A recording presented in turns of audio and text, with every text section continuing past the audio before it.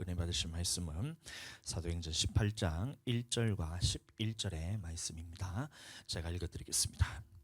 그 후에 바울이 아덴을 떠나 고린도에 이르러 11절 말씀 1년 6개월을 머물며 그들 가운데서 하나님의 말씀을 가르치니라. 아멘. 우리 말씀 읽으면 아멘으로 한번 화답하겠습니다. 아멘. 네.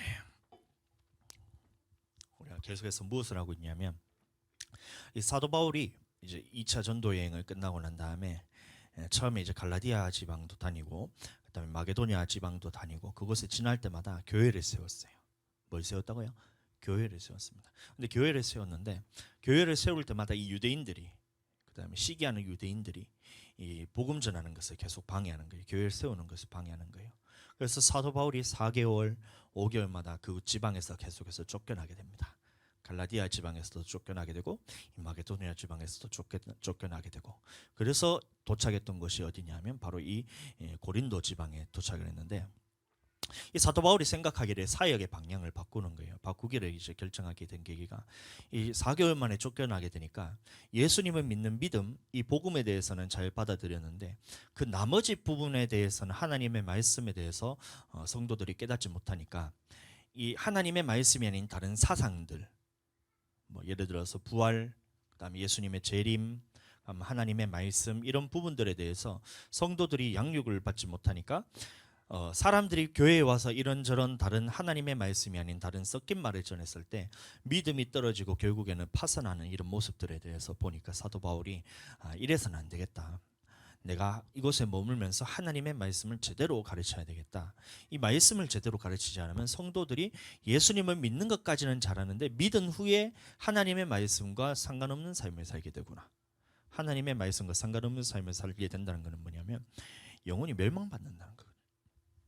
그래서 이 고린도에 이르러서 하나님의 말씀을 1년 6개월을 머물면서 이제 가르쳤다라고 이제 사도 바울이 말하고 있습니다. 자, 그래서 이 사도 바울이 가르쳤던 말씀이 뭐냐? 도대체 하나님의 말씀을 가르쳤는데 하나님의 말씀이 뭐냐? 이 부분에 대해서 사람들이 막연하게 생각해요. 하나님의 말씀이 뭐냐? 성경이죠. 이렇게 생각하는 사람이 있고 하나님의 말씀이 뭐냐? 예수 믿는 거요. 이렇게 생각하는 거예요. 하나님의 말씀이 뭐냐? 생명 말씀이요. 이렇게 막연하게 두리뭉실하게 이렇게 생각하는 경우가 굉장히 많아요. 굉장히 많은 정도가 아니라 거의 대부분의 이제 사람들이 또 목회자들이 이 사도 바울이 가르쳤던 하나님의 말씀에 대해서 제대로 이해하지는 못해서 이 성도들이 이 말씀을 들을 때에 이 하나님의 말씀이라는 단어만 나오면 그냥 성경, 뭐 예수님의 말씀, 복음 이렇게 하고 그 이후의 부분에까지 나아가지를 못합니다. 그래서 이 사도 바울이 가르쳤던 말씀이 무엇인가에 대해서 제가 이제 여러분들에게 나누어 드리고 있는 것입니다. 자, 그래서 사도 바울이 고린도에서 하나님의 말씀을 가르쳤다 했을 때 이 말씀은 이제 우리 성경 안에서 찾아야 되는데 히브리서 6장 1절과 2절 말씀 제가 읽어 드리겠습니다. 그러므로 우리가 그리스도의 도의 초보를 버리고 죽은 행실을 회개함과 하나님께 대한 신앙과 침례들과 안수와 죽은 자의 부활과 영원한 심판에 관한 교훈의 터를 다시 닦지 말고 완전한 대로 나아갈진다. 이렇게 말하고 있습니다. 자, 그래서 이 사도 바울이 가르쳤던 하나님의 말씀이 무엇이냐라고 말했을 때 이 6가지 주제가 바로 사도 바울이 하나님의 말씀을 가르쳤던 것입니다. 이 사도 바울이 가르쳤던 하나님의 말씀이 뭐냐면 방금 읽었던 이 6가지 주제가 바로 하나님의 말씀으로서 사도 바울이 가르쳤던 거예요. 그럼 이 6가지 주제가 무엇이냐고 제가 다시 읽어드리면 첫 번째로 죽은 행실을 회개함과 두 번째 하나님께 대한 신앙이라고 말하고 있습니다. 쉽게 말하면 죽은 행실을 회개함이라는 것은 뭐냐면 하나님의 말씀에서 하지 말라는 것들, 그 다음에 하나님께 대한 신앙 무엇이냐? 하나님께서 하라는 것들. 이 두 가지를 한마디로 말하면 무엇이냐? 율법이라고 합니다. 그래서 사도 바울이 가르쳤던 것이 율법인데 이 구약에 있었던 그런 율법이 아니라 예수님께서 이 율법을 완성시키셨고 이 완성시키신 율법을 사도 바울이 전했다는 거예요. 그래서 오늘날 우리도 교회를 나오고 예수님을 믿은 사람들은 반드시 이 율법에 대해서 잘 알아야 돼요. 율법에 대해서 모르면 여러분들도 율법주의라고 그러면서 율법을 지킴으로 천국 가는 게 아니라 예수님을 믿음으로 천국 간다, 이렇게 뻐꾸기처럼 앵무새처럼 그렇게 막 누군가에게 들은 말로써 예수님 믿음으로 천국 가지 율법을 지킴으로 천국 가는 것이 아니다, 이렇게 여러분들이 생각할 수가 있어요. 그러나 그것은 하나님의 말씀을 전혀 모르는 겁니다. 사도 바울은 예수님 믿은 사람에게 하나님의 말씀을 가르쳤는데 그 안에는 율법이 있어요. 율법. 하나님이 하라는 것이 있고 하지 말라는 것이 있고, 이것을 오늘날 예수 그리스도께서 완성시키신 법으로서 마음의 법까지도 다 우리가 지켜야 될 것들이 있다는 것입니다. 그리고 침례들이 있고, 그럼 침례들이라 했을 때 그럼 침례는 무슨 침례가 있냐? 물 침례가 있고, 침례는 무슨 침례가 있냐? 성령 침례가 있고, 또 불 침례가 있고. 물 침례는 예수 그리스도를 믿은 사람이 받는 침례, 그러면 예수 그리스도를 믿는 사람들이 받게 될 성령 침례가 또 있다는 거예요. 그래서 예수님을 믿는 것으로 끝이 아니야. 너희가 율법을 지키고 천국 가기 위해서는 예수님을 믿는 그 고백만으로는 안 되는 거야. 예수님이 너희에게 보내주실 성령을 약속하셨는데 그 성령을 받는 것이 바로 성령 침례입니다. 그래서 우리 교회에 오면 가장 먼저 하는 것은 성령 침례를 받는 것을 가장 먼저 하는 거예요. 서연이가 기억할지 모르겠지만 처음에 우리 교회 왔을 때 기도를 할 때 목사님이 손을 얹고 기도를 했을 때 방언으로서 랄랄랄랄랄 하면서 속에서 목사님 따라할 때 서연이가 방언으로 기도를 하기 시작했습니다. 그게 뭐냐면 성령을 받는 거예요.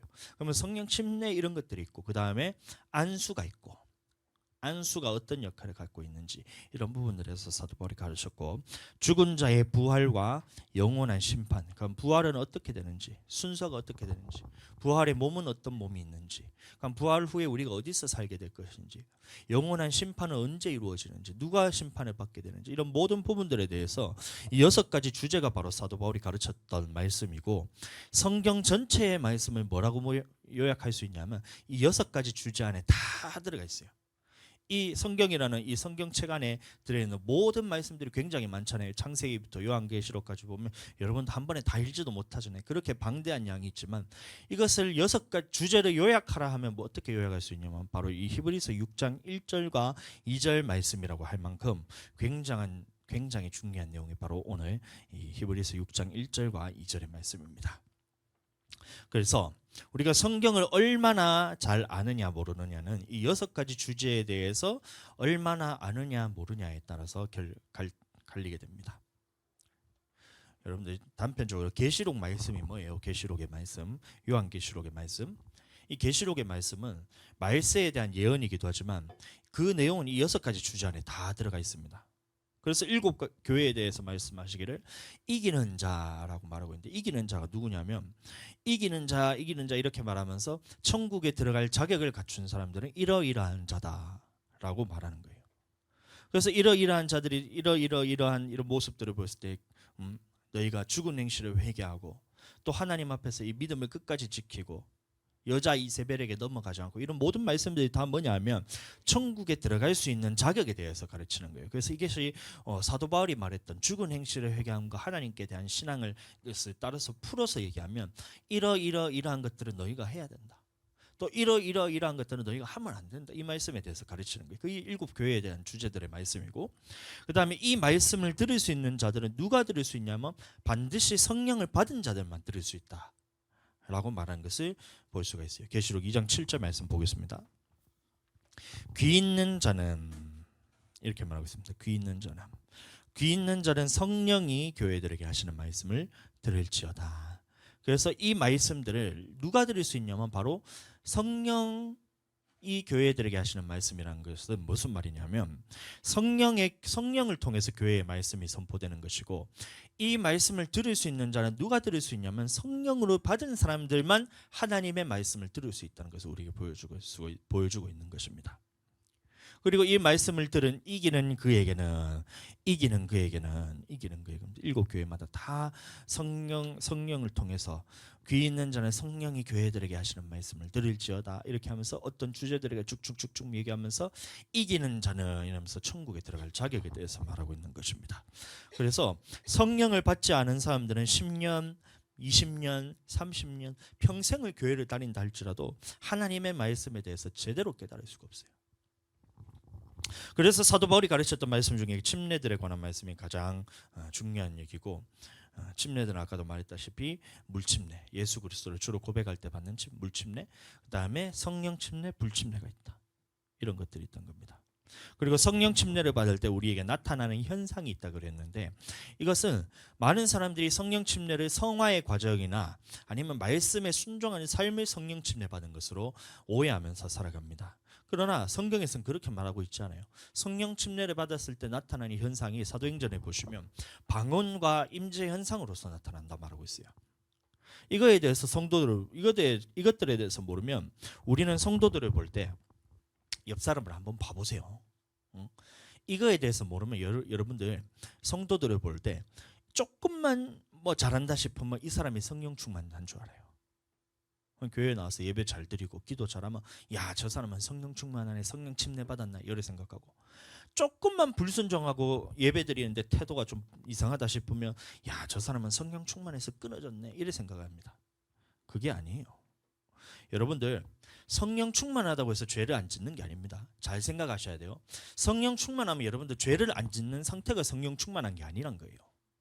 다윗이 밧세바를 범했을 때, 그리고 우리아를 계획살인하잖아요. 그 언제 다윗이 밧세바와 우리아 아내를 그렇게 했냐면 성령 충만 안 할 때 한 것이 아니라 다윗이 가장 성령 충만할 때 밧세바를 그렇게 강간을 해버렸어요.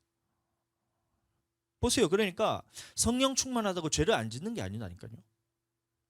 그로 인해서 성령이 떠날 뻔도 했지만 다시 회개함으로써 하나님 앞에 마음에 합한 자가 되어서 다윗이 그렇게 하나님 앞에 그렇게 평가를 받잖아요. 하나님의 마음에 합한 자라고. 그러니까 성령 충만한 사람은 죄를 안 짓고 순종하는 것으로 판단하는 것이 아닙니다. 성령 침례 받은 것을 여러분들 죄 안 짓고 하나님의 말씀에 순종하는 것으로 판단하는 게 아니에요. 7번 넘어질지라도 다시 일어나는 사람이 성령 충만한 겁니다.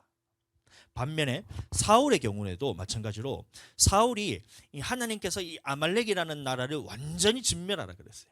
왜 그러냐면 애굽에서 나올 때에, 출애굽할 때에 이 아말렉 군대가 이스라엘 백성을 뒤쫓아오면서 그 백성들을 이제 죽이려고 했고 전쟁을 벌였거든요. 하나님의 이름을 대적해서. 그래서 하나님께서 그때 약속하신 것이 이 아말렉이라는 이름을 완전히 세상에서 지워버리려고, 멸망시키려고 하나님이 이 출애굽할 때부터 예언을 하셨던 거예요. 근데 그 일을 누구를 통해서 하냐면 사울을 통해서 하기 위해서 아말렉 군대를 진멸하라고, 그 물건 중에 하나도 건드리지 말고 다 진멸하라 해버렸거든요. 그럼 이게 하나님의 명령인데 사울이 어떻게 했냐면 하나님 앞에 내가 이것을 바치기 위해서 아간을 살려두고 그 중에 가장 좋은 양과 소, 가장 좋은 재물들은 남겨가지고 하나님 앞에 바치려고 그것을 남겨버렸어요. 이것이 하나님 앞에 죄가 되어서 하나님이 사울을 완전히 그 이름을 지워버리기 위해서 하나님의 성령 충만했을 때 사울을 세웠는데, 사울이 이 범죄함을 통해서 하나님이 완전히 사울을 버려버리게 돼요. 마음에서 이미 버렸다 이렇게 얘기하고 있거든요. 그럼에도 불구하고 사울은 계속해서 하나님께서 사울에게 기회를 주었지만 사울은 돌이키지 않는 거예요. 사울이 성령 충만하지 않았던 사람이 아닙니다. 사울이 성령 충만했던 사람이에요. 사무엘상 10장 10절 말씀 보겠습니다. 그들이 산에 이를 때에 선지자의 무리가 그를 영접하고 하나님의 영이 사울에게 크게 임함으로 그가 그들 중에서 예언을 하니. 사울이 성령 충만하지 않았던 사람이 아니라 성령으로 충만했던 사람이에요. 그럼에도 불구하고 하나님 앞에 죄를 지었다는 겁니다. 그럼 다시 말하면 우리도 성령 충만하고 성령 침례 받았다, 이것을 어떻게 할 수 있냐면 말씀에 순종하느냐 안 하느냐, 하나님 앞에 죄를 짓느냐 안 짓느냐, 이것으로 성령 충만한 것을 판단할 수가 없다는 거예요. 사울은 성령 충만했지만 죄를 지었고 하나님의 회개할 기회를 주었지만 회개하지를 않는 거예요. 그래서 하나님의 영이 사울에게서 떠나고 악한 영이 그에게 임하여서 평생을 사로잡혀서 다윗을 쫓아다니게 됩니다. 여러분들 사무엘상 16장 14절 말씀 읽어드리겠습니다. 여호와의 영이 사울에게서 떠나고, 여호와의 영이 사울에게서 떠났대요. 그래서 우리는 성령을 한 번 받았다고 여러분들 영원토록 성령 충만한 것인지 성령 침례 받는 것인지, 그것을 여러분들 영원토록 성령이 내게 머물러 있겠지 이렇게 생각하시면 안 됩니다. 여호와께서 부리신 악령이 그를 번뇌하게 한지라. 하나님이 부리시는 성령이 내게 충만했는데 사울이 죄를 지음을 통해서 이 성령이 떠날 위기에 처했던 거예요. 근데 하나님께서는 그 기회를 다시 주는 거예요. 그래서 회개할 기회를 주시고 다시 사울에게 돌이켜라. 그 마음을 돌이켜라. 네가 하나님에게서 떠났잖아. 네 마음을 돌이켜라. 기회를 주는데도 사울이 돌이키질 않는 거예요. 돌이키라고 끝까지 하나님께서 부르짖는데도 불구하고 사울이 돌이키질 않아요. 하나님 편에 서질 않는 거예요. 그래서 성령이 거두어지는 거예요. 성령이 떠는 거예요. 여호와께서 주신 이 여호와의 영이 사울에게서 떠나고 대신에 성령이 떠나면 그 다음부터 어떻게 되냐면 악한 영이 그 사람을 붙들고 다니기 시작하는 겁니다. 여러분들, 왜 다윗은 그런 극악무도한 이 범죄를 저질렀어요?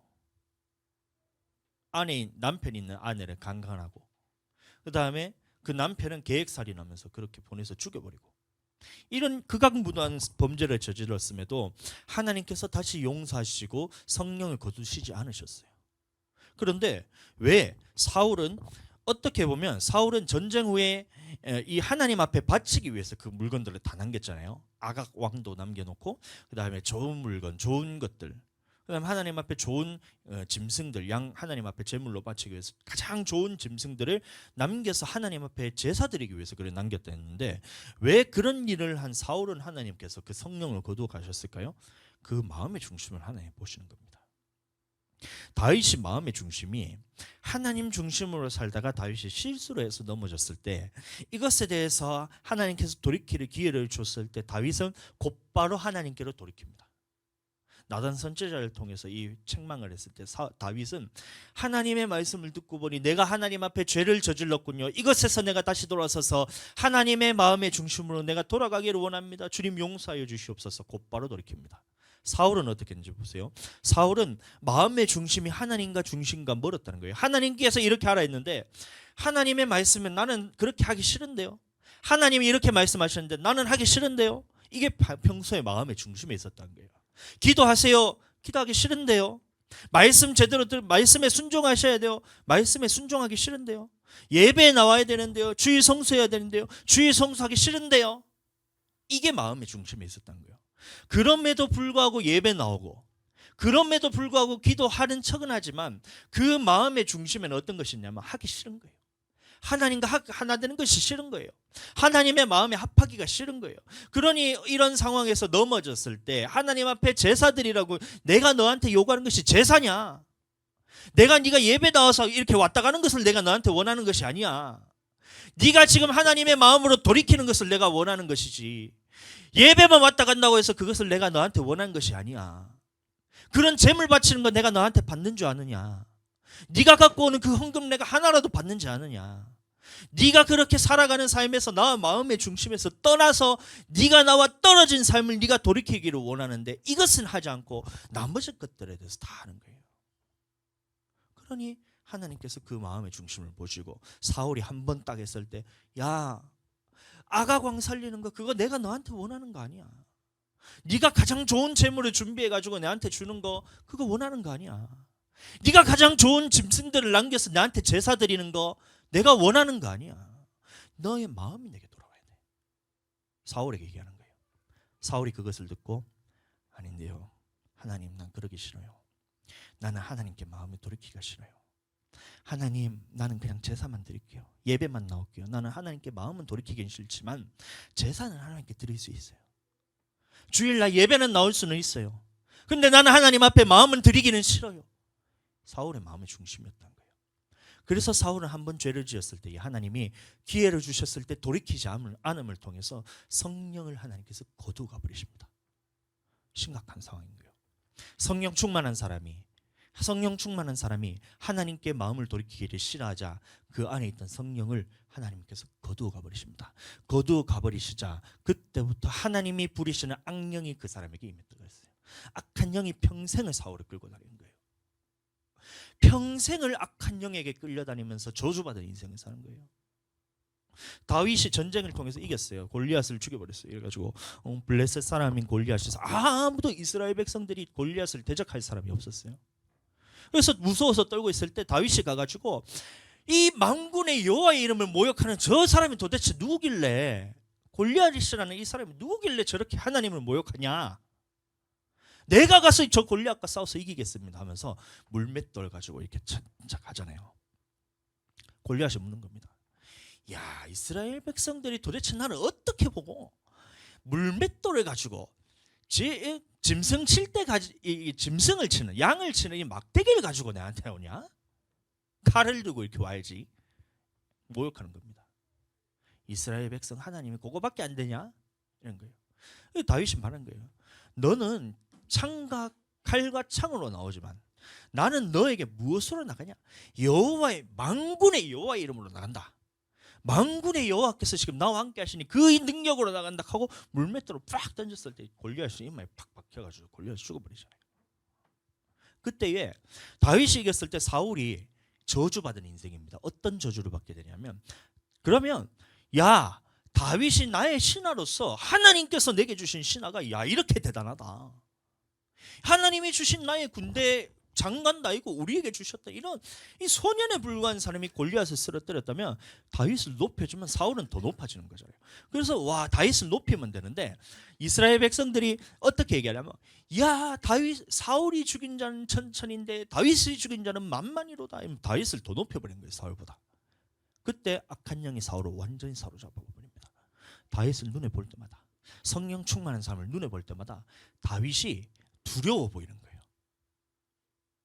악한 영에 휩싸이면 어떻게 보이냐면, 악한 영에 휩싸여서 저주받는 것은 물론일 뿐만이 아니라 성령 충만한 사람을 바라보잖아요. 악한 영에 쓰이면 성령 충만한 사람을 바라볼 때에 그 사람이 두렵게 보입니다. 교회 나왔을 때에 성령 충만한 사람 보면 두려워요. 아담이, 하와가 선악과를 따먹기 전에는 하나님과 동행했습니다. 그런데 아담이 선악과를 딱 따먹어버렸어요. 딱 따먹어버리자 그 다음에 다윗이 첫 번째로 하나님 앞에 느꼈던 감정이 뭐냐면 두려워하여 숨었다 그랬어요. 아담아, 네가 지금 어디 있느냐? 아담아, 지금 네가 어디 있느냐 물었을 때 아담이 대답하는 것이, 하나님, 내가 옷을 벗었으므로. 어떻게 했다고요? 원래 옷을 벗으면 두려움이 생기는 게 아니잖아요. 원래 옷 벗고 다녔던 애들이에요, 걔들은. 여호와 앞에서 내가 옷을 벗었으므로 두려워하여 숨었나이다, 이렇게 얘기하고 있어요. 하나님 앞에 두려움이 생기는 거예요. 성령 충만함에서 떠나고 악한 영에게 휩싸이면 하나님에 대한 두려움이 생깁니다. 사울은 하나님의 성령 충만했지만 이 죄를 지었을 때 그 마음의 중심이 항상 하나님에게서 떠나기를 원했던 거예요. 그래서 한 번 실수로 해서 넘어졌을 때 다윗은 어떻게, 그래 극악무도한 죄를 지었음에도 하나님께서 성령을 거두시지 아니고 다시 한번 회개함을 통해서 다윗이 하나님의 마음에 합하게 됩니다. 근데 사울은 한 번 죄를 지었음에도 불구하고 성령을 거두가 버리죠. 그러니까 여러분들, 우리는 죄를 짓냐 안 짓냐, 말씀에 순종하냐 안 하냐로 성령 충만을 판단할 수 있는 것이 아닙니다. 여러분들 성령 충만하더라도 여러분들 불순종할 수 있어요. 인정하셔야 돼요. 저도 성령 충만하지만 죄를 지을 수도 있어요. 저도 불순종할 수도 있어요. 성령 충만하다고 해서 죄를 안 짓는 게 아니라니까요. 한 번 죄를 짓는다고 여러분들의 성령을 거두어 가시지 않습니다. 한 번 죄를 짓고 한 번 여러분들 불순종한다고 해서 성령을 거두어 가시지 않는다니까요. 내 마음속에서 계속해서 탄식함으로 네 영혼을 위해서 간구하고 계세요, 지금. 그런데 죄를 지을 때에 계속해서 이 예수 그리스도의 피가 내 양심에 작용하게 됩니다. 한 번 죄를 지을 때 양심이 찔려요. 한 번 불순종할 때 여러분들 양심에 찔려요. 한 번 불순종할 때 여러분들 양심에 찔린다는 것은 뭐냐면 여러분들이 살아있다는 증거입니다. 기도합시다. 우리가 기도해야 됩니다. 성령 안에서 기도해야 내 영혼이 살아나요. 기도해야 우리가 문제 해결받고 치유되고 하나님 앞에 모든 것들이 우리에게 다시 회복됩니다. 기도해야 됩니다. 기도합시다.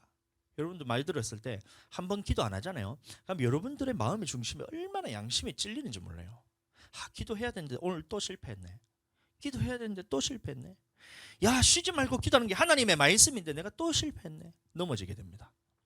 또 사무엘에게 말하기를, 나는 기도하는 죄를 너희 앞에서 짓지 않겠는데 기도 안 하는 것은 죄인데 내가 주 여호와 앞에서 또 죄를 지었네. 그렇다고 해서 여러분들 성령이 안 떠나요. 성령이 떠나지 않는다니까요. 그런데 성령께서 어떻게 하시냐면 네 양심에, 너 마음의 중심에 계속해서 찔림을 주고 다시 돌이키라고 계속해서 너희 마음속에 속삭입니다. 왜요? 불순종했을 때 그것을 가만히 내버려두면 네가 지옥 가잖아요. 네가 죄를 지었을 때 가만히 내버려두면 너는 지옥 가잖아요. 그래서 성령께서 내 안에 성령이 있는 사람들은 계속해서 내 마음의 양심이라는 것을 통해서 너에게 찔림을 주기도 하고 하나님 앞에 죄스러운 마음들 이런 것들을 줍니다. 그럼 그 말은 뭐냐면 다시 돌이키라는 거예요. 돌이키려 했을 때 다윗처럼 한 번 죄를 지었을 때 아무리 극악무도한 죄를 짓더라도 네가 마음의 중심에 하나님께로 돌이킬 마음이 있는 사람들은 다시 하나님께서 그것을 받아들이고 모든 것들을 다 회복시켜주는 거예요. 근데 이 말을 들었음에도 불구하고 양심이 계속해서 성령이 말하고 있잖아요. 성령이 너 그렇게 하면 안 돼. 너 기도해야 돼. 영으로서 기도해야 돼. 그래야 네 영혼이 살아나. 계속해서 성전에 나와서 너와 하나님이 만나야 돼. 그래야 네 영혼이 살아나고 소생되잖아. 성령이 말하는 거예요. 제가 말하는 게 아니에요. 근데 한 번 들었을 때 그것을 귀를 닫아요. 또 얘기해요. 또 귀를 닫아요. 또 말하는데 귀를 닫고 계속해서 성령이 마음에 찔림을 주시는데도 무시한다. 여러분들이 무시하잖아요. 그때는 돌이키기가 정말 어렵습니다. 방언을 하려고 기도를 하려고 입을 열려고 하는데 입이 안 떼어져요. 여러분들 경험해 보셨죠? 기도하려고 주여 하고 르스케베르베르베르바스케베르바게 방언이 이렇게 술술술 나와야 되는데 주여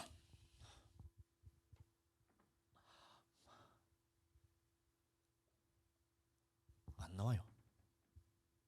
기도가 안 나와요.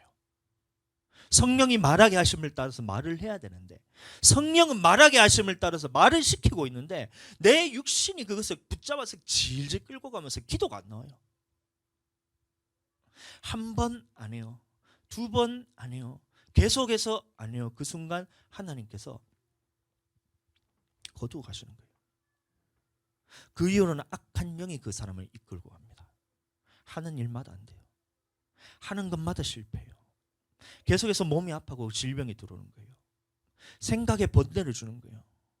하나님이 부리시는 악령이 그 사울을 사로잡자 사울이 번뇌를 하는 거예요. 사울이 악한 영에 사로잡혀 갈 때에 신하들이 말합니다. 사무엘상 16장 15, 16절 사울의 신하들이 그에게 이르되 보소서 하나님이 부르시는 악령이 왕을 번뇌하게 하온즉. 옆 사람을 보니까 야, 이 사울을 보니까 큰일 난 거예요. 성령 충만할 때는 야, 사울이 대단해 보였어요. 한 나라의 왕으로서 세워진다는 것이 얼마나 대단한 사람이에요. 혼자 지가 서고 싶어서 게 아니고 옆 사람들이 야, 왕이 누가 돼야 하냐고 보니까 사울이 왕이 돼야 됩니다. 옆 사람들이 다 해서 사울이 세웠어요. 성령 충만할 때입니다. 사울이 성령이 떠난 거예요. 여호와의 영이 떠나고 악한 영이 사울을 사로잡게 하니까 옆 신하들이 먼저 하는 거예요.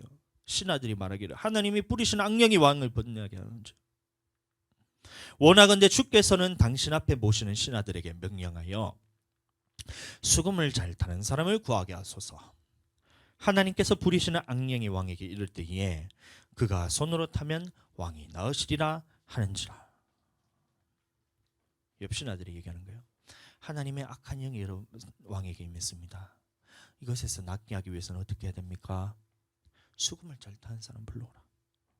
그런 사람 불러오라니까 신하들이 다윗을 불러옵니다. 사무엘상 16장 18절 소년 중 한 사람이 대답하여 이르되 내가 베들레헴 사람 이새의 아들을 본즉 수금을 탈 줄 알고 용기와 무용과 구변이 있는 준수한 자라. 여호와께서 그와 함께 계시더이다 하더라. 여러분들 악한 영에 휩싸였을 때 여러분 찬양팀 불러와라, 악기팀 불러와라 이 말이 아니에요.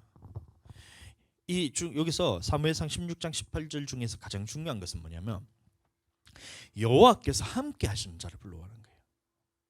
여호와께서 함께 하시는 자, 여호와께서 함께 하시는 자, 즉 성령으로 충만한 자를 불러오라는 거예요. 성령으로 충만한 자가 찬양을 할 때에 악한 영이 떠나게 됩니다. 성령으로 충만한 자가 기도할 때에 악한 영이 떠나게 됩니다. 예수님이 오셔서 많은 사람들이 보았을 때에 귀신 들려 있는 거예요. 질병에 걸려 있는 거예요. 주인 없는 양처럼 길을 잃어가고 있는 거예요. 지혜가 없는 거예요. 그래서 예수님이 오셨을 때 예수님은 성령 충만하시니 사람 앞에 들러붙어 있던 귀신들이 그냥 예수님이 지나가는 대로 벌벌벌 떨어요.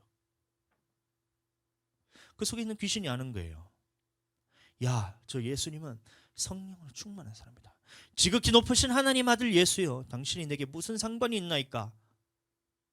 귀신들이 하는 거예요. 그 속에 들어있던 귀신들이 다 드러나는 거예요. 성령 충만한 사람을 불러오는 거예요.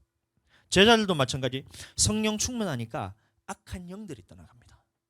성령이 임하는 거예요. 성령이며. 마가복음 9장 28절 29절 제자들이 조용히 묻자오되 우리는 어찌하여 능히 이 귀신을 쫓아내지 못하였나이까 이르시되 기도 외에 다른 것으로는 이런 종류가 나갈 수 없느니라 하시니라. 그래서 기도해야 됩니다, 여러분들. 성령 안에서 기도해야 그 들러붙은 귀신들이 다 떠나가지. 성령 안에서 기도해야지 여러분들은 그 악한 영에서 여러분들 놓여서 자유함을 얻고 문제가 해결받고 치유받을 수가 있죠. 성령으로 기도하지 않는데 여러분들 어떻게 악한 영들이 떠나갈 수가 있어요? 심각하게 받아들이셔야 된다니까요. 어떤 사람은 한번 성령 충만해서 이게 끊어졌을 때 이것이 다시 그 마음을 돌이키기를 원해서 하나님 앞에 붙기를 원하는 이 다윗 같은 사람들은 한번 죄를 짓고 한번 불순종하더라도 그것이 다시 하나님 앞에 깨달았을 때는 내가 주님에서 떨어졌습니다. 다시 주님께 내가 돌아가길 원해요. 하나님 주의 성령을 내게 거두시 마시옵소서. 주님 내가 잘못했어요. 주님 내가 붙어있기를 원합니다. 다시 성령 충만하기를 기도하는 거예요. 다윗과 사울의 차이를 여러분 잘 이해하기를 축복합니다. 다윗과 사울의 차이를 잘 이해하셔야 돼요. 내 마음의 중심이 지금 하나님을 떠났느냐? 내 마음의 중심이 지금 하나님을 향하고 있느냐? 악한 영에 사로잡혔을 때는 여러분들 마음의 중심이 자꾸 교회에서 멀어지게 돼요. 성전 중심으로 살지 않아요. 악한 영이 계속해서 기도를 방해하는 거예요. 여러분들 생각해 보세요. 교회에 나와서 기도하라 했을 때 여러분들 나오기 싫은 마음을 누가 주는 거예요? 성령 안에서 기도해야 되는 거 여러분들 지식적으로 알잖아요. 마음으로도 해야 되는 거 그 마음이 있잖아요. 그것을 못하게 막는데 그 도대체 누가 하는 거예요? 여러분들이 하시는 게 아니라니까요. 여러분 속에 들러붙어 있는 그 악한 영이 여러분들 사로잡고 가고 있는 겁니다. 그때에 교회에 나오셔서 기도 받으셔야 돼요. 내 힘으로 할 수 없습니다. 기도 받으시고 악한 영이 먼저 몰아내야 돼요. 성령 충만한 사람들이 수금 탈 때에 다윗이 수금 탈 때 여호와의 영이 함께한 사람이 수금을 탈 때에 그 악한 영이 쫓겨나는 거예요. 그럼에도 불구하고 여러분들이 계속해서 그것을 거부하잖아요. 그 이후로부터는 다윗이 수금을 타잖아요. 사울이 처음에는 수금을 탈 때 그 악한 영이 몰려서 나갑니다. 근데 두 번 하고 세 번 하고 악한 영이 임했을 때 계속해서 다윗이 수금 탈 때마다 사울이 다윗을 부르잖아요. 두 번 수금 타고 세 번 수금 타고 찬양하고 기도했을 때 몰려났는데 그럼에도 사울이 하나님 앞에 돌이키기를 싫어하잖아요. 그 다음부터는 어떻게 하냐면 다윗이 수금 타는 게 꼴보기가 싫어요. 하나님 앞에 기도하는 이 성령 충만한 사람이 꼴보기가 싫습니다. 그래서 옆에 있던 단창을 집어 들어가지고 사울이 다윗에게 집어 던져버려요. 성령 충만한 사람들 공격하게 됩니다. 잘 들으셔야 돼요. 여러분들 악한 영에게 사로잡히고 성령 충만에게서 떠났을 때 여러분들 그것을 느꼈을 때 여러분들이 가지셔야 되는 마음은 하나예요. 다윗과 같은 사람. 여러분들 지금 사울 같은 사람이 아니에요. 착각하시면 안 돼요. 마귀가 지금 너를 계속 속이고 있는 거예요. 너는 지금 기도하기 싫은 사람이 너지. 그 마음 여러분들 이기셔야 돼요. 그거 마귀가 주는 거니까 여러분이 아니라니까요. 기도하러 나가기 싫은 마음 여러분이 아니에요. 그거 여러분들은 성령 충만한 사람이라니까요. 기도하고 싶은 사람이 여러분이에요. 여러분. 그래서 그 믿음을 가지고 나는 기도하는 사람이 나구나. 나는 다윗 같은 사람이구나. 나는 성령 충만한 사람이구나. 이 마음을 여러분들 품으셔야 돼요. 그래서 기도하는 순간 그때부터 하나님이 모든 것을 다 회복시켜 줍니다. 오늘은 여러분들 안수에 대해 조금 깊이 나누기를 원하는데 저번 주에 우리는 안수의 의미에 대해서 우리가 나눴어요. 그래서 이 제물의 죄를 전가시킬 때 그래서 우리 죄 지을 때마다 예수님에게 죄를 전가시킬 때 안수를 통해서 죄를 전가해야 됩니다. 그래서 예수님이 십자가에 못 박힐 때 우리가 예수님 앞에서 죄를 사함을 얻는 거예요. 그럼 축복할 때 각 사람의 분량대로 하나님께서 원하시는 각 사람의 분량대로 이 안수할 때 축복이 흘러가고 세 번째 하나님이 하실 일이 있을 때 기름 부으실 때 하나님께서 안수를 통해서 세우시고 네 번째 치유할 때도 손을 얹은 즉 나으리라. 이 마가복음 16장 18절 믿는 자들에게는 이런 표적이 따르니 이 손을 얹은 즉 나음을 입으리라 이렇게 말씀하셨기 때문에 예수님도 손 얹어서 치유하셨고 안수할 때 또 성령을 받게 합니다. 오늘은 이 부분에 대해서 조금 더 자세히 다루도록 할 건데, 사도행전 8장 14절 말씀 제가 보겠습니다. 예루살렘에 있는 사도들이 사마리아도 하나님의 말씀을 받았다함을 듣고 베드로와 요한을 보내매 그들이 내려가서 그들을 위하여 성령 받기를 기도하니 이는 아직 한 사람에게도 성령 내리신 일이 없고 오직 주 예수의 이름으로 침례만 받을 뿐이더라. 이에 두 사도가 그들에게 안수함에 성령을 받는지라. 아멘. 자, 말씀 읽으면 우리 아멘으로 하답하겠습니다. 아멘. 자, 사도행전 8장은 사마리아의 성령이 임한 장면입니다. 그래서 14절을 보시면 사마리아에도 하나님의 말씀을 받았다라고 말하고 있어요. 그럼 여기서 하나님의 말씀은 무슨 말씀이냐면 이 성경 앞뒤 구절만 봐도 이 말씀이 어떤 하나님의 말씀을 전했는지에 대해서 답이 다 있어요. 8장 12절 말씀. 자, 빌립이 하나님의 나라와 및 예수 그리스도의 이름에 관하여 전도함을 그들이 믿고 남녀가 다 침례를 받으니 이런 말하고 있습니다. 자, 그래서 이 빌립이 전했던 말씀이 뭐냐면 하나님의 말씀이 뭐냐면 하나님의 나라와 그의 이름입니다. 예수 그리스도의 이름. 하나님의 나라는 뭐예요? 천국을 의미한 거예요. 그럼 빌립이 전했던 하나님의 말씀은 무엇이냐면 이 장차 올 심판과 부활에 관한 말씀에 대해서 빌립이 전했다는 겁니다. 그래서 예수님을 믿어야 우리가 천국에 갈 수 있고, 천국에 갔을 때 우리가 어떤 사람들이 천국에 갈 수 있냐? 예수님을 믿고 죄사함을 받는 사람들이 천국에 갈 수 있다. 그게 심판에 관한 내용을 전했다는 겁니다. 그런데 이 말씀을 들었을 때 사마리아 사람들이 받아들였어요. 이 빌립이 복음을 아주 잘 전했던 것 같습니다. 그래서 사마리아에 있는 많은 사람들이 예수님을 믿고 물로 침례를 받았습니다. 또 빌립은 능력을 아주 많이 행했다고 말하고 있습니다. 사도행전 8장 6절에서 8절. 무리가 빌립의 말도 듣고 행하는 표적도 보고 한 마음으로 그가 하는 말에 따르느니라. 많은 사람에게 붙었던 더러운 귀신들이 크게 소리 지르며 나가고 또 많은 중풍병자와 못 걷는 사람이 나으니 그 성에 큰 기쁨이 있더라. 이 빌립이 많은 표적도 행했습니다.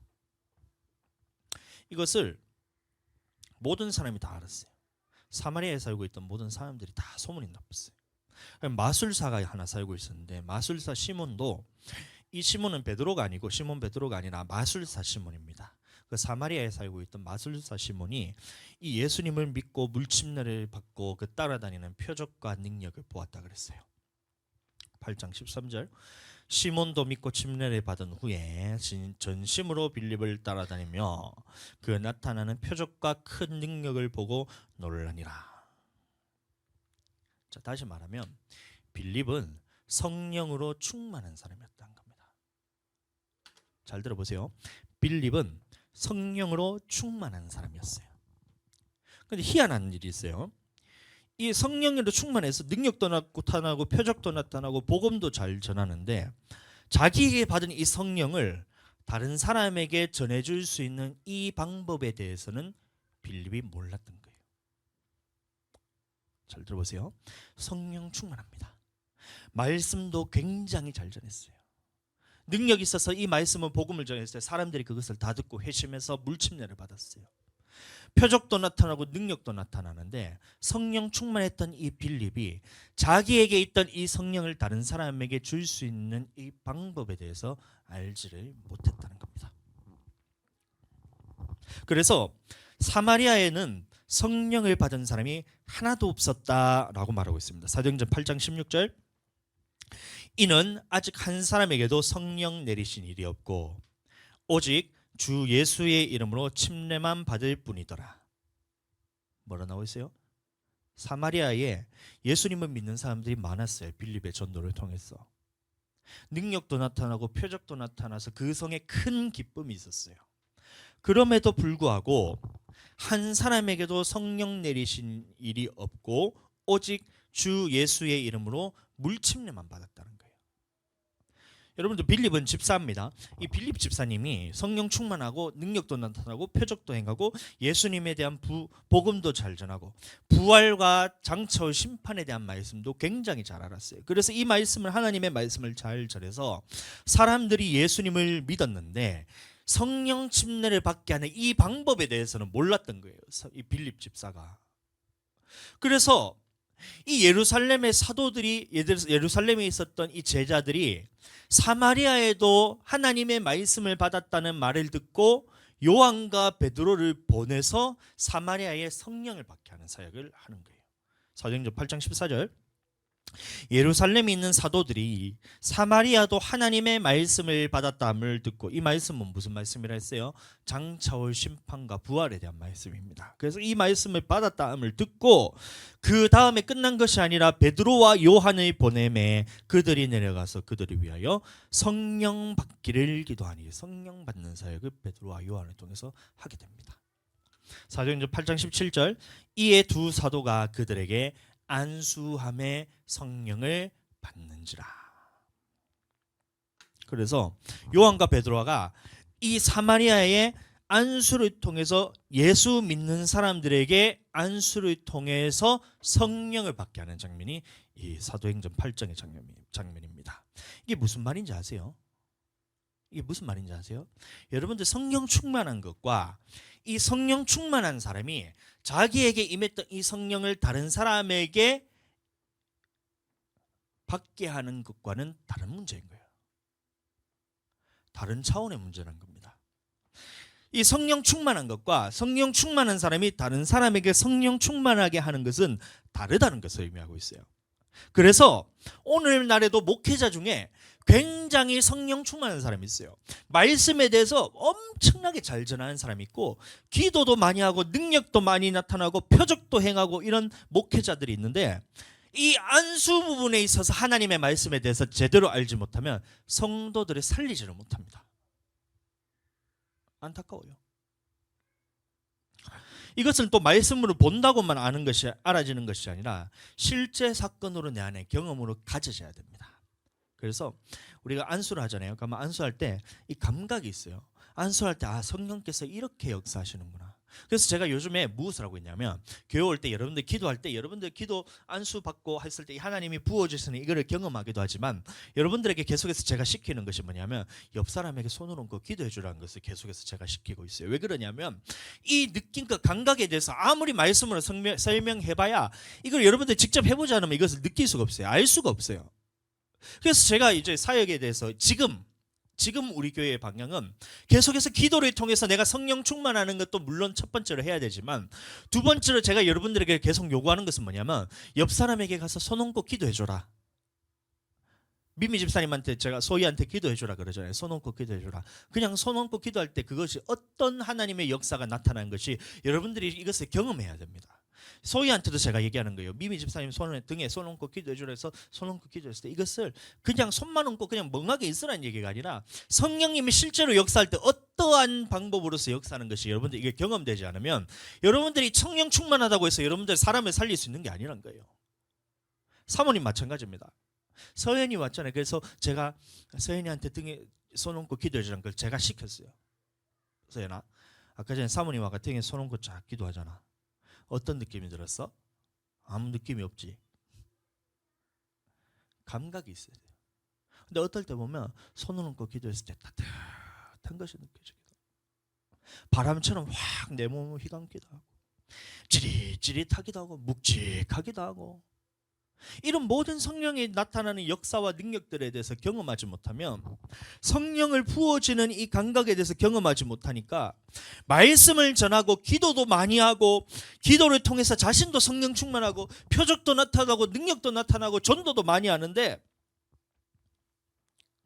말씀을 드릴 때는 목회자 능력으로 다 이끌어 나는데 성도들이 성령 받는 것을 하지 못하는 거예요. 자기는 성령 충만한데. 그래서 큰 교회들 같은 데 가보면 목회를 어떻게 하냐면 목사님이 다 이끌어갑니다. 이끌어가는데 성도들이 예배 때 나와서 말씀은 듣는데 이 성령을 받는 이것에 대해서 이해를 하지 못하니까, 안수에 대해서 이 말씀에 대해서 이해를 하지 못하니까, 성령 침례에 대해서 이해를 하지 못하니까 말씀 듣고 집으로 돌아갈 때는 다 육신으로 돌아가는 거예요. 성령이 없어요. 곧바로 마귀가 빼앗아 갑니다. 들었던 말씀 다 까먹는 거예요. 지식적으로만 아는 거예요. 이게 경험적으로 내가 알아줘야 되는데. 그래서 교회에서는 신앙생활을 잘하는데, 교회에서 찬양도 하고 반주도 하고 식당 봉사도 하고 차량 봉사도 하고 청소도 열심히 하고 사람들과 교제도 정말 열심히 하는데, 교회 밖에서는 자기가 원하는 대로 이끌려 살아요. 육신이 이끄는 대로 살아요. 육신이 이끄는 대로 사는 것이 뭐냐면 마귀가 이끌어가는 대로 살아간다는 거예요. 악한 영에게 사로잡혀 살아갑니다. 이런 안타까운 현상이 벌어지는 거예요. 그래서 저는 저부터 이 안수를 통해서 성령을 받게 하는 능력에 대해서 경험적으로 계속해서 가져졌어요. 저희 모교에서도 제가 이제 교사로 있을 때 전도사나 목사가 아니라 학생이었어요. 대학생, 청년 대학생이었는데 제가 교사로 세워지니까 어떻게 애들을 살릴 수 있는지 방법을 내가 모르는 거예요. 주일날 예배 나오면 내가 영혼이 살리는 줄 알았어요. 그래서 내 맡겨진 아이에게 부지런히 전화 신방하고 교회 오라 해서 어머마 뭐 먹을 것도 사주고 데리고 가가지고 얼마나 사미겠는지 모릅니다. 이게 애들을 살리는 게 아닌데. 그래서 목사님 사모님이 어떻게 했냐면 저를 훈련을 시켰어요. 저뿐만 아니라 그 교회에 있는 모든 청년들과 교사들에게 훈련을 시켰는 것이 안수를 통해서 성령이 전달되는 이 느낌에 대해서 훈련을 계속해서 시켰어요. 처음에 했을 때 안 돼요. 자꾸 하다 보니까 어느 순간 제게서 이게 감각이 느껴지기 시작하는 거예요. 손을 얹었는데 성령이 나를 통해서 쭉 하면서 내 능력이 쭉 빠져나가는 이것이 경험되기 시작하는 거예요. 이렇게 능력이 빠져나가니까 애들이 그 성령 받는 것을 지들도 알아요. 눈물을 흘리면서 방언을 하기 시작한 거예요. 성령이 회개시키는 거예요. 역사가 나타납니다. 아픈 애들이 왔어요. 손을 얹고 기도하는데 내가 하는 것이 아니라 성령이 딱 임하니까 아픈 것이 싹 나요. 지가 마음이 눌려가지고 막 성질 나가지고 교회 왔는데 앉아라. 손을 떠고 딱 기도하는데 울어요. 애가 성질 나가 왔다가 울었다가 죄송하다 하고 돌아가고. 이것을 훈련을 받았어요. 제가 제 능력이 아니라 이 담임 목회자로부터 위임받아서 이 담임 목사님의 능력을 그대로 흘려보내는 거예요. 이 느낌에 대해서 알아야 됩니다. 집회 같은 데 가면 막 사람들이 부르짖어서 기도하고 막 이렇게 성령 충만하잖아요. 그래서 막 옆 사람들도 애를 붙들고 막 지가 어떻게 해보려고 막 이렇게 합니다. 막 애를 붙잡아 놓고 야 울면서 선생님이 더 울어요. 지가 울 게 아닌데 지금 애를 살려야 되는데 울면서 야 이렇게 여기서 네가 은혜 받아야 한다 하면서 막 애를 붙들고 막 이렇게 하는데 저는 그렇게 안 했어요. 시키는 대로 동수 선생님 가서 그냥 등에 손 얹고 기도만 해주면 돼. 가서 사모님 이런 이 스타일이 이랬어요. 사모님이. 그래서 저도 네 하고 가가지고 기도만 하면 된다 하니까 딱 얹었는데 처음에 애가 갑자기 벌떡 일어서면서 이런 거야. 손만 얹었는데 집회 갔는데 얼마나 웃겼는지 한 몇천 명, 5천 명, 거의 10,000명 모이는 집회였는데 거의 제 끝자리 앉았어요 우리가. 근데 기도 시간에 대해서 들은 게 있잖아요. 사모님이 그냥 네가 어떻게 할라 하지 말고 손만 얹고 기도만 해주면 돼. 그래서 난 그 순종하는 마음으로 가가지고 손 탁 얹었더니 애가 갑자기 벌떡 일어난 거예요. 그러더니 막 기도를 하는데 발 뛰기 시작해. 하는데 이거 뺑뺑뺑 뒤로 돌아 이래가지고 착착착 하더니 막 딱 했는데 기도 끝날 때까지 이거 뒤로 돌고 서 있는 거야. 눈을 딱 떴는데 나랑 눈이 마주치고 뭐가 내가 지금 다시 눈 감고. 성령의 역사하는 것은 내가 하는 것이 아니라 손을 얹고 기도했을 때 하나님이 성령을 통해서 임하신다는 그 믿음을 가지고 손을 얹었을 때 성령이 임합니다. 이거 감각에 대해서 여러분들 느끼셔야 돼요. 서연이도 왔으니까 이게 능력을 받아야 돼. 성령이 아니고서는 우리 하나님의 말씀을 들을 수도 없어요. 하나님의 말씀에 순종하는 그 성령 아니면 안 돼요. 여러분들 성령 충만하지 않다는 말은 뭐냐면 악한 영이 지금 여러분들을 사로잡아서 끌고 간다는 얘기입니다. 왜요? 네 영혼 지금 멸망시키려고.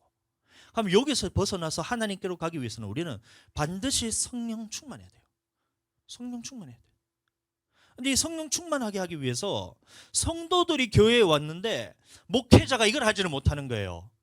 하나님의 말씀에서 성령 침례도 모르고 안수도 모르니까 능력에 대해서도 모르니까 성도가 왔다 가면 이게 영혼이 살아나는 줄 알아요. 교회 한번 와서 예배 드리면 왔다 갔다가만 하고 있는데 지금 예배만 왔다 갔다 하고 있는데 이게 사람이 살아난 줄 알아요. 그게 아니에요. 그러니까 그렇게만 지금 목회를 하다 보니까 성도가 어느 순간 교회에 나오다가 자기 힘이 더 이상 지쳐가지고 도저히 교회에 나갈 상황이 안 되면 그때부터는 교회를 다 떠나가는 거예요. 보세요 여러분들. 왜 교회를 왜 나왔어요? 교회에서 하나님 앞에 성령께서 그것이 임하는 것을 경험하지 못하니까 하나님의 살아계신 것은 말로 들어서는 알겠는데 경험적으로 내가 경험이 안 되니까 이게 괴리감이 생겨서 교회에 나가봐야 하나님을 만날 수 없으니까 교회를 안 나가는 거예요. 그러나 여러분들이 이 능력을 받으세요. 제가 다시 한번 여러분들에게 부탁드립니다. 여러분들 이 능력을 받으셔야 돼요. 그래서 기도할 때 하나님이 내게 지금 임하시는 그 임재에 대한 그 느낌에 대해서 먼저 여러분들 아시고 이것을 여러분들 머무르는 훈련을 하고 손을 딱 얹었을 때 여러분들 그 아이가 성령 받는 것에서 경험하게 됩니다. 지금 옆 사람 보고 한번 해보세요. 소희 저 소연이 등에 손 얹고 한번 기도해 보세요. 지금 왜 안 해? 빨리 지금 해보라니까. 손 등에 얹고 이렇게 기도해 줘. 눈 감고 장난으로 하는 게 아니고 이게 안 된다니까. 이게 네 힘으로 하는 게 아니고 목사님이 시켰을 때는 그 순종하는 마음으로 얹었을 때 그 성령님이 그대로 임하신다니까요. 봐봐, 서연이 빨리 저 소희한테 손 얹어봐. 빨리. 등에 손 얹어봐. 빨리 지금 빨리 손 얹어봐. 괜찮아. 그래, 마음으로 성령님 임하시옵소서. 이 마음을 기도해보라니까. 된다니까요. 처음에 여러분들이 감각이 둔해서 알지 못할 수도 있어요. 그러나 하다 보면 어느 순간 목사님이 얘기했던 게 감각이란 거 이런 거구나. 손을 얹었는데 손에서 보글보글, 내 손은 액체가 아니잖아요. 근데 손에서 보글보글 하면서 물 끓는 것처럼 보글보글 이런 것도 느껴지기도 하고 느껴지는 것들이 있다니까요.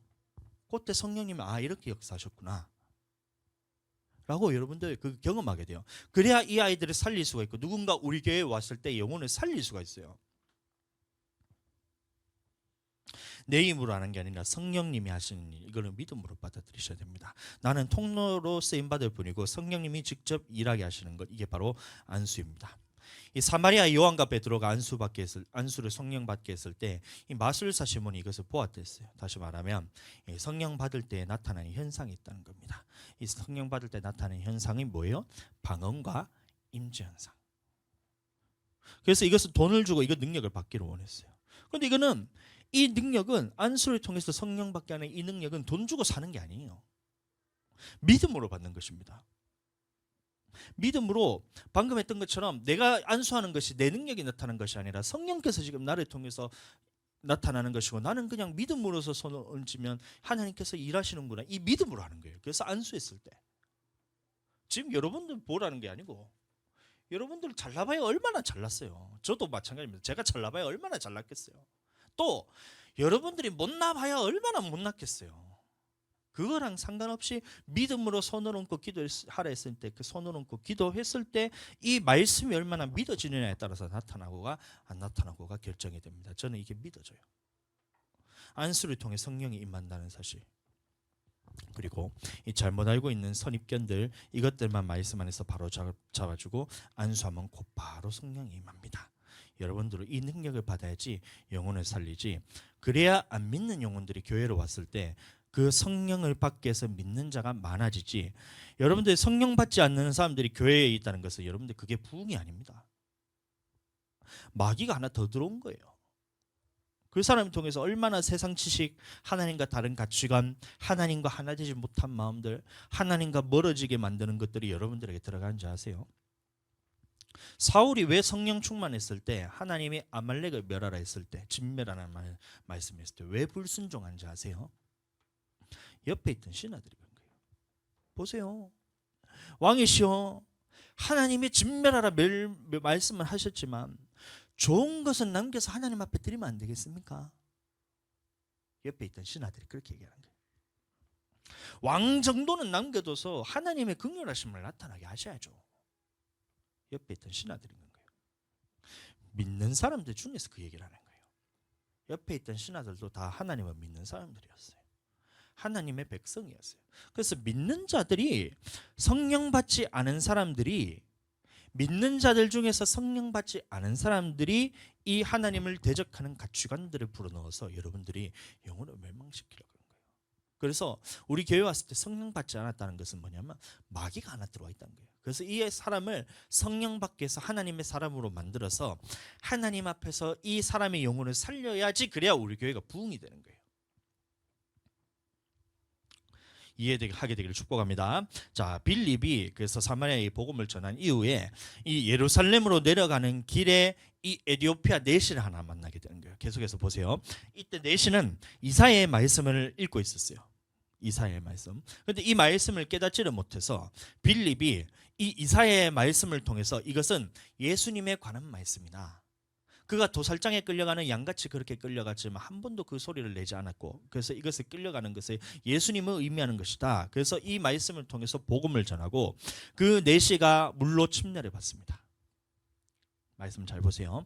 사도행전 보시면 사마리아에 전했을 때 빌립이 복음을 많이 전하고 사람들이 다 회심하고 물침례도 받지만 성령이 임한 사건이 한 번도 없었다 그랬어요. 근데 여기서 계속해서 말씀이 이어지고 있는 겁니다. 사도행전 8장 38, 39절 말씀 보시면 이에 명하여 수레를 멈추고 빌립과 내시가 둘 다 물에 내려가 빌립이 침례를 베풀고 둘이 물에서 올라올세 주의 영이 빌립을 이끌어 간지라. 그래서 빌립은 성령 충만해서 성령에 이끌려서 갔는데 내시는 어떻게 했어요? 기쁘게 길을 감으로 그를 다시 보지 못하니라 이런 말하고 있어요. 물 침례는 받았지만 성령 침례는 받지 못했습니다. 이 내시가. 이 에디오피아 내시는 설명하기를 이 에디오피아 여왕 간다게의 국고를 맡은 고관이었다 그랬어요. 오늘날로 말하면 이 재무부 장관입니다. 재무부 장관. 그래서 이제 모든 재무를 담당하고 있는 돈 관련된 경제 이런 관련된 통이에요. 경제통. 그런 이 내시인데 이 내시가 복음을 전해 들었지만 그 내시를 다시 보지 못했다 그랬어요. 어떤 사람은 이 내시를 통해서 에디오피아가 복음화가 되었다 이렇게 말하고 있는데 온 나라가 구원받았다고 말하고 있는데 그거는 알 수가 없어요. 뭐 그럴 수도 있고 아닐 수도 있어요. 그러나 성령을 받지 못했다는 거예요. 성령을 받지 못했다는 겁니다. 그럼 어떻게 될까요? 제자들이 가서 이 성령을 받게 하는 사역을 또 해야 돼요. 이 에디오피아는 어디냐면 이 알렉산드리아라는 이 지방에서 조금 밑으로 내려가면 이게 이제 에디오피아 나라가 있습니다. 바로 붙어 있어요. 국경으로 봤을 때. 근데 알렉산드리아에서 난 아볼로라는 유대인이 있었는데 이 사람도 마찬가지로 어려서부터 성경을 알아서 능통했고 예수 그리스도의 말에 관하여 자세히 말하며 가르쳤으나 성령에 대해서는 몰랐던 거예요. 침례에 대해서는 물침례밖에 몰랐다는 겁니다. 다시 말하면 마찬가지로 에디오피아에 가서 복음을 많이 전해서 예수님을 믿는 사람들이 많아졌다 할지라도 성령에 대해서 듣지를 못하는 거예요. 그러면 또다시 침례에 대해서 다시 가르쳐야 되는 겁니다. 사도 바울이. 그래서 침례에 관해서는 물침례밖에 몰랐댔습니다. 그래서 이 아볼로의 제자들을 만났을 때 사도 바울이 가장 먼저 했던 것이 너희가 믿을 때에 성령을 받았느냐 말하고 있습니다. 믿을 때에 성령을 받았느냐. 여러분들한테 옆 사람한테 한번 물어보세요. 믿을 때 성령 받았습니까? 물어보세요. 물어봐. 외숙모한테 믿을 때 성령 받았어요? 물어봐. 우리 교회는 성령부터 받게 합니다. 그래서 소희도 지금 기도할 때 보면 와 뜨겁습니다. 막 1시간 내도록 방언으로 기도하고 그래요. 자 반대로 자 서희한테 물어 믿을 때 성령 받았어? 한번 물어봐. 믿을 때 성령 받았어? 그럼 성령 받은 게 뭐야? 성령 받은 게 뭐야? 성령 침례 받은 게 뭐야? 다시 말하면 방언으로 지금 기도해 이건 거예요. 그때 아볼로 제자들은 성령에 대해서 성령 침례에 대해서 전혀 감도 못 잡고 있어요. 그래서 사도 바울이 제자들을 만나서 어떻게 했냐면 이때도 마찬가지로 안수를 통해서 사도 바울이 아볼로의 제자들의 안수함을 통해서 성령을 받게 합니다. 19장 6절 바울이 그들에게 안수함에 성령이 그들에게 임하심으로 방언도 하고 예언도 하니. 사도 바울이 처음에 성령 받을 때도 이렇게 받았거든요. 사도 바울이 너무 황당한 일을 겪었어요. 다메섹으로 내려가는데 갑자기 호련히 빛이 임하더니만 자기 눈이 멀어붙는 거야. 앞이 안 보여. 자기는 이제 가고 있는데 다메섹으로 내려가는 길에 갑자기 눈이 딱 보이면서 누군가 환상 가운데 보이는데 예수님이 나타나고 당신 누구십니까? 하니까 예수님이 나는 네가 뒷발질하는 예수다 이러는 거예요. 그래서 이제 사도 바울에게 나타나서 내가 너에게 어떤 큰 일들을 할 것인가에 대해서 이방인들에게 복음의 사도로서 세운다는 것을 예수님이 나타나셔서 말씀하셔서 했는데 눈이 멀어서 안 보이는 거예요. 그래서 주변 사람들이 사도 바울을 이끌고 담메색으로 갔을 때에 아나니아가 기도하고 있었어요. 아나니아가 기도했는데 아나니아에게도 똑같이 하나님께서 임하셔서 야, 지금 직가라는 거리로 가라. 거기서 사도 바울이 지금 기도하고 있다. 내려가라는 거예요. 기도하고 있으니까 내려가라 하니까 아나니아가 어떻게 해요? 아, 사도 바울은 그 사람, 옛날에 우리 유대인들 예수님 믿는 사람 다 잡아 죽였던 사람이잖아요. 어떻게 내가 내려가요? 내가 죽으면 어떡해요? 하나님이 다시 말하기를 그가 지금 기도하고 있는 중이다. 나는 그에게 얼마나 이제 이방인들을 위해서 이제 사도로 세웠다는 그 말을 전하기 위해서 아나니아를 보내는 거예요. 그때 아나니아가 내려가서 사울에게 안수를 하며 일어나거든요. 안수를 하면 눈에서 있었던 비늘 같은 것이 벗겨지면서 사울이 다시 보게 됐던 거예요. 다시 성령 충만했던 겁니다. 사도 바울도 처음에 성령 받았을 때 아나니아가 안수함을 통해서 사도 바울이 성령을 받은 것처럼 사도 바울이 감각이 있었어요. 감각이. 아, 성령이 임했을 때 이런 느낌이 있구나. 감각이 있구나. 내게 성령이 임했을 때 이런 것들이 벗겨지는구나. 이게 감각이 있으니까 사도 바울이 아볼로의 제자들을 만났을 때 가서 했던 것이 뭐냐면 손을 얹고 안수로 딱 하니까 성령이 제자들에게 임하는 사건을 보았다는 거예요. 다시 한번 볼까요? 바울이 그들에게 안수하매 성령이 그들에게 임하심으로 그 다음에 나타나는 현상이 뭐예요? 한번 읽어보세요. 성령이 그들에게 다시 우리 다 같이 한번 읽어보겠습니다. 바울이 시작. 바울이 그들에게 안수하매 성령이 그들에게 임하심으로 방언도 하고 예언도 하니 성령이 임했더니만 방언이 나타났던 거예요. 안수를 통해 성령을 받겠고 여러분들도 이 우리 교회 성도라면 이 사역을 여러분들도 함께 하셔야 돼요. 무슨 사역이에요? 성령을 받게 하는 사역. 저는 빌립같이 그렇게 목회하고 싶은 생각이 없어요. 나 혼자 성령 충만하고 성도들이 왔을 때 그 영혼에 대해서 성령을 어떻게 주는지에 대해서 방법이 몰라서 복음만 전해서 이 성령 받는 것을 다른 사람을 초청을 해야 되는 거예요. 오늘날로 말하면 교회에 대해서 복음을 전도해가지고 사람들이 막 들어차 있는데 사람들이 육신에 끌려서 다 살아가고 있으니까 살아나지를 못하는 거예요. 그래서 부흥회라는 것을 통해서 다른 외부 강사 초청해서 성령 받게 하고 이렇게 하는 거예요. 저는 그렇게 안 하고 싶어요. 우리 교회 성도는 내가 책임지고 싶어요. 우리 교회 성도를 내가 제일 사랑하지. 다른 목사님들이 여러분들을 왜 어떻게 사랑하겠어요? 그래서 저는 외부 강사를 통해서 성령 받는 것이 아니라 우리 교회 성도는 내가 책임지고 성령을 먹여야 된다. 그래서 기도를 통해서 안수를 통해서 여러분들에게 성령을 부지런히 먹일 생각입니다. 지금까지는 로아 때문에 제가 핑계대면서 제가 못했어요. 그러나 지금 로아 교회 계속 나오고 있고 사모님도 교회 나올 수 있잖아요. 그러니까 이제 부지런히 성령을 먹이는 거예요. 기도하면 안수하고 기도하고 기도하자 하고 교회로 나오라 하고 틈만 나면 교회 나와서 기도하자 하고 그래서 기도했을 때 여러분들 이 감각을 기르셔야 돼요. 그래서 여러분들 이 감각이 기르시고 이 성령 충만하는 이 머무르는 느낌에 대해서 여러분들이 딱 가져지는 순간 어느 순간 여러분들이 손을 얹었는데 여러분들을 통해서 그 역사가 나타나게 됩니다. 주변 사람하고 대화라고요. 얘기를 하고 있는데 이 사람이 나를 하나님처럼 보는 거예요. 여러분 안 그러세요? 제가 말한 소희가 처음에 이제 간증을 어떻게 했냐면 목사님하고 얘기를 하는데 목사님이 나의 모든 것을 다 알고 있는 것처럼 느껴졌다. 이게 소희 간증이었어요. 내가 아니라 하나님이 내 속에 계신 하나님이 역사하는 거예요. 근데 여러분들이 이 머무르는 훈련을 받고 느낌을 여러분들 가져지잖아요. 딱 가져지는 그 순간 막 서연이가 갑자기 소희를 딱 보는데 말을 안 돼. 하나님이 나한테 말하는 것처럼 막 거부할 수 없는 그런 능력이 여러분들에게 생기게 됩니다. 믿음으로 받아들이시게 축복합니다. 훈련해야 됩니다. 함께 기도합시다.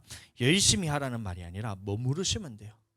제가 이제 하자는 대로 여러분들 머무르시고 순종하시면 됩니다. 그냥 말씀 안에 기도하고 성령 안에 머무르면 저절로 가져지는 것이 여러분들에게 쌓이는 것이 능력입니다. 그래서 이것에서 벗어나지 않게 되기를 예수님 이름으로 축복합니다.